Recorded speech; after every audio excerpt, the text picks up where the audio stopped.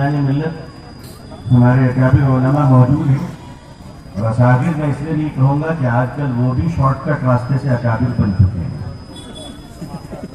آج کل سے مشینیں نکل گئی ہیں کہ آدمی پتہ نہیں کیا سے کیا بن جاتا ہے۔ لیکن اس وقت میرے مخاطب ہماری بہنیں ہیں، امت کی اسلامی مائیں ہیں، فاطمہ گرلز اکیڈمی۔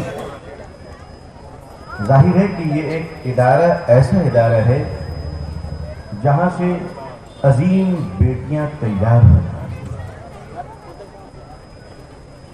آپ نے اس وقت اس ادارے کے جو جواہر دیکھے، آپ نے اس ادارے کی صلاحیتیں جو بچیوں میں جس کا مشاہدہ آپ نے کیا، یہ کمال، یہ سرپرستی، یہ دیکھ بھال، یہ نظام حضرت مولانا نسیم انور صاحب نقوی دامت برکاتہم کا ضرور ہے، لیکن اصل کمال گرلز اکیڈمی کی ہماری بہنیں معلمات کا ہے۔ یہ اصل ان کی محنتیں ہیں کہ ہماری معلمات نے جس طرح سے بیٹیوں پر شفقت کے ساتھ محنتیں کی ہیں، اصل مبارکباد کی مستحق تو وہ ہے۔ اصل سلام تو ان کو پیش کیا جانا چاہیے۔ یہ ملک 150 کروڑ آبادی پر مشتمل ملک ہے۔ یہ اصل میں یہ فگر اوپر نیچے ہوتا رہتا ہے کیونکہ میں کنفیوز ہوتا رہتا ہوں کہ ہمارے وزیر اعظم صاحب جو کہتے ہیں وہی مجھے نقل کرنی پڑتی ہے، تو وہ کب کتنا بتائیں گے وہ ذرا دھیان رکھنا پڑتا ہے۔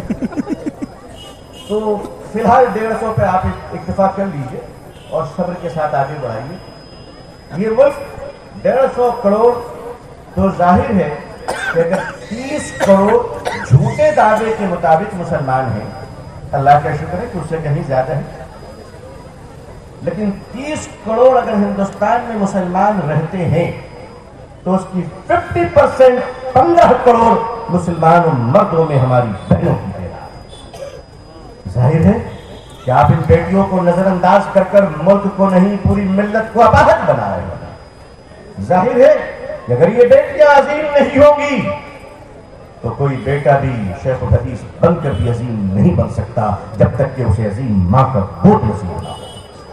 میں جانتا ہوں کہ بیٹیاں مائیں نبی تو نہیں بنی ہیں، مگر اس نبی کو بھی ماں ملی ہے جسے باپ نہیں ملا۔ ماؤں کا گود ایک عظیم ہے۔ جو قومیں اپنی بیٹیوں کو عظیم بنایا کرتی ہیں اس قوم کا مستقبل بھی روشن ہوتا ہے، تابناک ہوتا ہے۔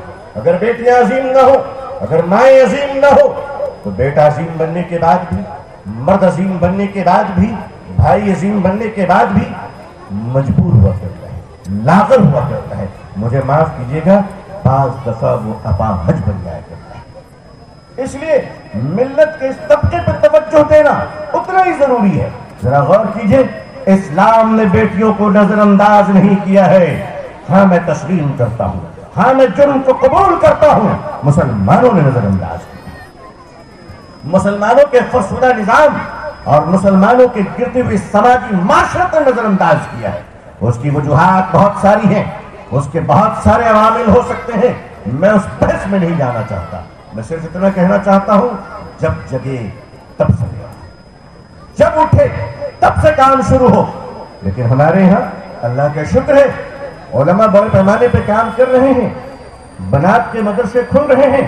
اب ظاہر ہے کہ جب چیزیں بڑھ جاتی ہیں تو اس کے ضابطے بھی مقرر کرنے ضروری ہوتے ہیں۔ جب کوئی چیزیں بڑھنے لگتی ہیں تو اس کا نظام بنانا بھی ضروری ہوتا ہے۔ سارا نظام میں بنا نہیں سکتا، نہ میں اس کا ماہر ہوں، لیکن ہاں اس دشت کا اور اس راہوں کا اور اس راستے کا سیاح ہونے کی حیثیت سے میں ان اداروں میں آتا جاتا رہتا ہوں، میں آپ سے ملتا جلتا رہتا ہوں، آپ کے بیچ میں اٹھتا بیٹھتا ہوں، سماج کو پڑھتا ہوں، سماج کو جانتا ہوں۔ اس حیثیت سے میں بتانا چاہتا ہوں کہ بنات کے ادارے ضرور کھولیں، مگر بنات کے ادارے کھولنے کا مطلب یہ نہیں ہے کہ آپ اتنے ماڈل ہو جائیں کہ اسلام پیچھے ہو جائے اور انگریز آگے ہو جائے۔ اس کا مطلب یہ نہیں ہے کہ بخاری شریف پڑھنے والی ہماری بیٹیاں جوان مردوں کے بیچ میں اسٹیج پر آ کر اپنا پروگرام کو پریزنٹ کریں اور مردوں کے سامنے اپنے فن کا مظاہرہ کریں۔ یاد رکھیے گا کہ دنیا کی ہر ترقی شریعت مصطفیٰ کا غلام ہے۔ ہم کسی ایسی ترقی کو ٹھوکروں میں رکھتے ہیں جو شریعت کو مجروح کرتی ہے۔ صلی اللہ علیہ وسلم کون سی ترقی؟ اس لیے ہماری بیٹیوں کو اسلامی دائرے میں رہ کر ترقی کرنا چاہیے انشاءاللہ. ہمیں کوئی ایسا کام نہیں کرنا ہے جس سے لوگ سوال اٹھائیں کیا یہ شریعت ہے. میں آج کل ویڈیو دیکھتا ہوں کہ جوان بیٹیاں آ کر مردوں کے بیچ میں نعت یا کلام پیش کر رہی ہیں. کہاں جا رہے ہیں ہم, کس طرف جا رہے ہیں ہم؟ یہ رخ ہمیں درست کرنی پڑے گی. انگریزی جاننا بہت اچھی بات ہے, ضرورت ہے انگریزی, مگر اس کا مطلب یہ نہیں ہے کہ ہم اس زبان سے مرعوب ہو جائیں, ہم اس زبان کے غلام بن جائیں, ہم اس زبان کے دیوانے بن جائیں. دنیا کے سارے مفکرین اور ماہرین اس بات پر متفق ہیں کہ آدمی اپنی مدر ٹنگ میں, آدمی اپنی مادری زبان میں جو ترقی کر سکتا ہے وہ دنیا کی کسی زبان میں نہیں کر سکتا. قرآن کریم کو اللہ نے عربی میں نازل فرمایا. تمام انبیاء علیہ السلام پر جو کتاب, جو 4 آسمانی کتابیں ہیں, وہ ساری عربی زبان میں نہیں ہیں, بلکہ اس وقت کی مادری زبان میں نازل کی گئی جہاں وہ نبی رہتے ہیں, جہاں کے لوگ اس زبان کو سمجھنے کے قابل تھے. ہماری مادری زبان ہندوستان میں کسی کی اردو ہے, عمومی طور پر ہماری اردو ہے الحمدللہ. یہ سچ ہے کہ اسلامی کتابیں عربی کے بعد فارسی زبانوں میں منتقل کی گئی, اس پیمانے پر ابھی اردو زبان میں, اس کے بعد اگر کسی پیمانے پہ, بڑے پیمانے پہ منتقل کی گئی تو وہ اردو زبان ہے. اور اردو زبانوں میں جتنی اسلامی کتابیں منتقل کی گئی ہیں, انگریزی زبان میں تو ابھی اس کا 40واں حصہ بطور زکات نہیں ہوا. آپ کیا سمجھتے ہیں؟ مجھے آشنائی نہیں ہے. بے شک امریکہ بہت بڑا ملک ہے, بڑا ڈیولپ کنٹری ہے, وہاں بڑے فلاسفر رہتے ہیں, بڑے سائنٹسٹ رہتے ہیں, لیکن یہ نہ بھولیے کہ وہاں بھی گدھے رہتے ہیں. وہ بھی ملک گدھوں سے پاک نہیں ہے. اس لیے لہذا مرعوبیت اچھی چیز ہے. ہم انگریزی کی تقریر کو سراہتے ہیں, مانتے ہیں, بالکل انگریزی زبان میں کمانڈ حاصل ہونی چاہیے, میں اس سے اتفاق کرتا ہوں, بلکہ میں تو اس کا داعی ہوتا ہوں. لیکن اسلام بھی حیثیت رکھے, اس کی جو پہلی حیثیت ہے وہ شریعت مصطفیٰ ہے صلی اللہ علیہ وسلم. عربی زبان, اب آپ دیکھیے ہمارے یہاں کیسی پسماندگی آ گئی ہے, ہمارے کیا حالات ہو گئے. ہماری جو تباہ تنزلی کے واقع حالات ہیں, ہر دور میں تنزلی کے وجوہات الگ الگ ہوتے ہیں. ہر دور ایک ہی وجہ سے ہر زمانے میں نہیں ہوا کرتا. قرآن کریم کی تعلیم ہمارے عموماً مدارس میں حفظ کی تعلیم ہوتی ہے. آپ توجہ فرمائیں, میں جس لطیف اشارے سے گزرنا چاہتا ہوں کہ ہم کہاں پہنچ گئے. اپنا نقصان ہم نے خود اپنے ہاتھوں سے کیا. ہمارے اکثر مدارس میں حفظ کی تعلیم ہوتی ہے الحمدللہ. ہم بیٹوں کو بھی حافظ بناتے ہیں, بیٹیوں کو بھی حافظ بناتے ہیں. اللہ آپ کو جزائے خیر عطا فرمائے. میں آپ سے پوچھنا چاہتا ہوں کہ قرآن کریم جو بچے حفظ کرتے ہیں وہ کون سی زبان میں ہوتا ہے؟ قرآن کس زبان میں ہے؟ اگر آپ کو معلوم ہے تو بتائیے, کس زبان میں ہے قرآن؟ عربی زبان میں. دوسرا سوال, دنیا میں جتنی عربی بولی جاتی ہے کیا وہ قرآن سے بہتر بولی جاتی ہے؟ فصاحت و بلاغت میں ظاہر سی بات ہے کوئی مخلوق کیا اس کا مقابلہ کر سکتا ہے, وہ خالق کا کلام ہے. قرآن کریم وہ عربی زبان کی فصاحت پیش کرتا ہے, بلاغت پیش کرتا ہے کہ دنیا کی کوئی عربی زبان بہت سے بڑا شاعر, اور ظاہر ہم سب جانتے ہیں کہ بڑے سے بڑے شاعر پانی بھر رہے تھے. قرآن کریم سب سے اعلیٰ درجے کی عربی ہے. میں آج یہ پیغام آپ کو دینا چاہتا ہوں, شاید کہ مجھ دیوانے کی بات آپ تک پہنچ جائے اور اللہ کرے کہ کچھ کام بن جائے اور اس ثواب جاریہ کا میں بھی حقدار ہو جاؤں انشاءاللہ. قرآن کریم یہ سب سے اچھی عربی ہے. ہمارے بچے پورے قرآن کو اللہ کی توفیق سے سینے میں رکھ لیتے ہیں. اب آپ مجھے بتائیے, قرآن سینے میں محفوظ ہے, دنیا کی سب سے اچھی بولی جانے والی عربی زبان کا ایک ایک حرف ہمارے بچے کو یاد ہے, مگر وہ عربی زبان بول نہیں سکتا.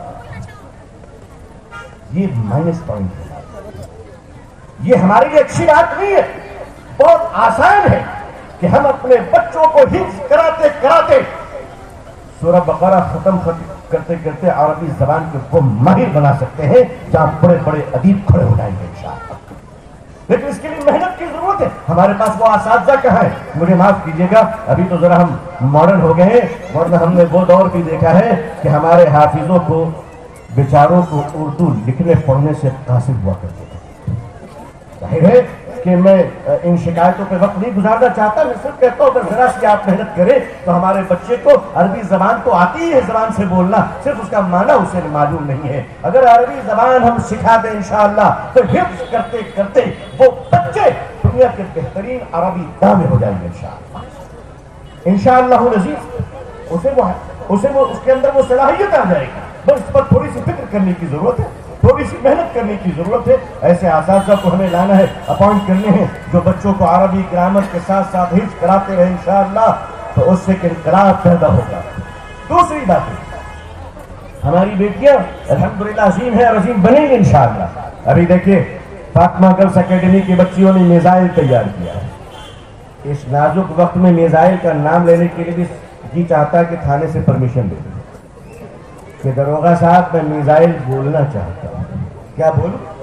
لیکن میں بھارتی ناگرک ہونے کی حیثیت سے اس بات پر گورو کرتا ہوں کہ آج اگر ہماری بیٹیاں میزائل بنا رہی ہے تو یہ ملک کا شان بڑھا رہی ہے. اگر بیٹوں میں پی جے عبدالکلام تھا تو بیٹیوں میں بھی بھارت کے گورو کے لیے کوئی سمیہ, خدیجہ اور فاطمہ ہوگی انشاءاللہ. اس کو اس نظر سے دیکھا جانا چاہیے, گوجی میڈیا کے بھینکر آنکھوں سے نہیں دیکھا جانا چاہیے. اسے بھارت کی پرمپرا اور بھارتی گورو کے طور پر دیکھا جانا چاہیے کہ سائنس اور ٹیکنالوجی بالکل اس پر گفتگو ہونی چاہیے, اس پر تعلیم حاصل کرنا چاہیے ہمیں, لیکن ہمیں اس بات کو نہیں بھولنا چاہیے. میں یہ بات آپ کو کہتا ہوا جاؤں کہ کسی نے ایک واقعہ بتایا, ظاہر ہے اگر یہ بناوٹی کہانی بھی ہے تو بہت اعلیٰ درجے کی ہے, کہ ایک اللہ والے بچوں کو قرآن پڑھا رہے تھے. ان کی خدمت میں ایک لبرل شخص جاتا ہے اور کہتا ہے مولانا آپ کیا کر رہے ہیں, آج تو دنیا چاند پہ چلی گئی ہے, دنیا چاند پہ چلی گئی اور آپ ٹاٹ اور دری پہ بیٹھ کر قرآن سمجھا رہے ہیں. تو اس اللہ والے نے جواب دیا کہ بھائی چاند بھی اللہ کی مخلوق ہے اور جانے والا بھی اللہ کی مخلوق ہے. تم مخلوق کو مخلوق تک پہنچا رہے ہو, میرے پاس آؤ ہم مخلوق کو خالق تک پہنچا رہے ہیں. انسان اپنے بنانے والے کو اگر نہ پہچانے, انسان بنی ہوئی چیزوں کو پہچاننے کی محنت کر رہا ہے, انسان بنی ہوئی چیزوں پر کوششیں کر رہا ہے, لیکن اس بنانے والی ذات پر کب محنت کرے گا, اس بنانے والی ذات پر محنت کر لے. میں ابھی پڑھ رہا تھا کہ ہمارے نظام شمسی کا جو چوتھا مریخ ہے وہ ہماری زمین سے تقریباً 27 کروڑ میل دور ہے. اس 27 کروڑ میل دور پہ ہمارا خلائی مشن ایک ماریا ایلنز نامی لڑکیوں کو پہنچانے جا رہا ہے, یہ کہتے ہوئے کہ تم دوبارہ واپس نہیں آ سکتے, تمہاری زندگی لوٹ کر پھر زمین کی طرف نہیں آ سکتی. اللہ اکبر. دنیا کے سائنسداں اس بات پر تالی بجا رہے ہیں کہ جبکہ ہم جانتے ہیں کہ مریخ کی جو ٹیمپریچر ہے وہ 30 ڈگری -120 ہے اور کاربن آکسائڈ وہاں بہت زیادہ ہے, ہواؤں میں آکسیجن نہ ہونے کی وجہ سے وہ لڑکی زیادہ دنوں تک زندہ نہیں رہ سکتی. ہائے ہائے, مریخ پہ 27 کروڑ کلومیٹر, 27 کروڑ میل دور ہم ایک زمین کی بچی کو وہاں پہنچانے جا رہے ہیں. تو اس پر ہم بڑے خوش ہوتے ہیں. بغداد سے 1900 کلومیٹر دور حضرت ابراہیم علیہ السلام اپنی بیوی اور بچے کو چھوڑ کر گئے. دنیا آج تک چلا رہی کہ کیسا بے رحمانہ نظام تھا. نعوذ باللہ. تم تنقید کرتے ہو, تمہیں شرم نہیں آتی, تمہیں حیا نہیں ہے, تمہیں غیرت نہیں آتی. میری بیٹیوں, میری بہنوں, میرے بزرگوں, میرے نوجوانوں, یاد رکھنا اسلام اللہ کا دین کل بھی جیتا جاگتا تھا, آج بھی جیتا جاگتا ہے. دنیا زمین پہ رہے یا آسمان پہ رہے, ہم اور آپ تو دین پر ہی رہیں گے انشاءاللہ. اللہ سے دعا کرتا ہوں کہ اللہ تعالیٰ پوری دنیا میں ہم سب کو اور آپ سب کو اسلام کی اور مسلمانوں کی عزت دیکھنا نصیب فرمائے. اللہ اقوام عالم اور اہل ہندوستان کے دلوں میں اسلام کے لیے اور مسلمانوں کے لیے جذبہ محبت اور خیر عطا فرمائے. اللہ ہمارے بھارت ہندوستان میں امن و سلامتی عطا فرمائے, محبت عطا فرمائے. مسلمان اور ہندو بھائیوں میں, تمام لوگوں میں آپسی پیار اور آپسی میل جول عطا فرمائے. اللہ ہمارے ملک کو ترقی عطا فرمائے. اللہ ہمیں اور آپ کو اور پوری امت مسلمہ کو عزت, عافیت, سلامتی, خیر, خوشحالی, صحت اور تندرستی کے ساتھ اسلام پر زندگی, ایمان پر خاتمہ نصیب فرمائے. آمین یا رب العالمین. آخر دعوانا الحمدللہ رب العالمین. السلام علیکم ورحمۃ اللہ وبرکاتہ. آپ حضرات سے درخواست ہے کہ اپنی دعاؤں میں مجھے بھی یاد رکھیں.